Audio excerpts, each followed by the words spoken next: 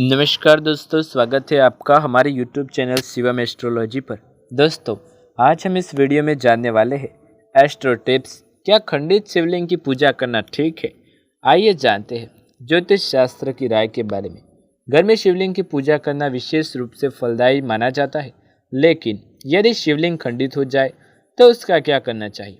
आइए इस बारे में विस्तार से जानते हैं।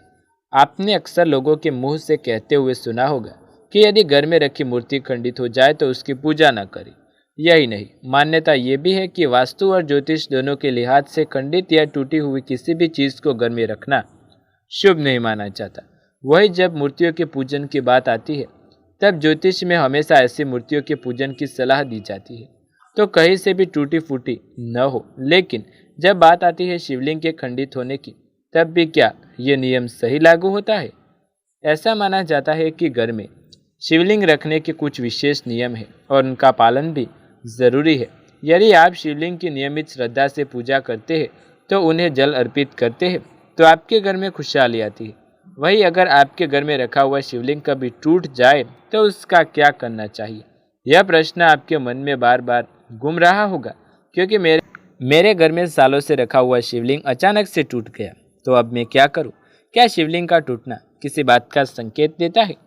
मन में आने वाली शंका की वजह से वास्तुशास्त्र की जानकारी लेकर आए हैं।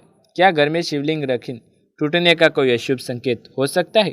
ज्योतिष की माने तो ऐसी कोई मान्यता नहीं कि शिवलिंग का टूटना किसी घटना का संकेत देता है, लेकिन अन्य खंडित मूर्तियों की ही भांति आपको खंडित शिवलिंग की पूजा भी नहीं करनी चाहिए।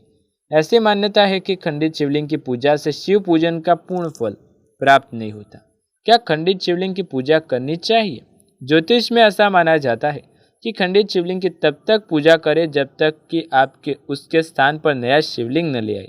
जैसा ही आप नया शिवलिंग लाए, उसे समापन पूर्वक दूध, शहद, दही और गंगाजल से स्नान कराएं और पूजा के स्थान पर रखें। नया शिवलिंग लाने के बाद पुराने और खंडित शिवलिंग को घर से बाहर करें या फिर किसी पवित्र नदी में उसे बहा दें। घर में किस दिन नया शिवलिंग लाना चाहिए? यदि आप नया शिवलिंग घर में लाने जा रहे हैं तो आपको विशेष दिनों में लाना चाहिए। खास तौर पर सोमवार के दिन यदि आप नया शिवलिंग घर में लाते हैं तो यह आपके लिए बहुत ही शुभ माना जाता है। शिवलिंग यदि आप किसी ज्योतिर्लिंग से खरीदते हैं तो यह आपके लिए बहुत फलदायी माना जाता है। सोमवार के अलावा आप महाशिवरात्रि या सावन के किसी भी दिन इसे घर ला सकते हैं। पूजा के लिए कैसा शिवलिंग सबसे ज़्यादा शुभ माना जाता है? पूजा के लिए सबसे पवित्र शिवलिंग पारे का माना जाता है। यदि आप घर में शिवलिंग ला रहे हैं तो उनकी नियमित पूजा भी करें। घर में रखा शिवलिंग हाथ के अंगूठे के आकार से ज़्यादा बड़ा ना हो, यह ध्यान रखें। यदि आप शिवलिंग किसी तीर्थ स्थान से लाएंगे तो यह आपके लिए ज़्यादा शुभ होगा।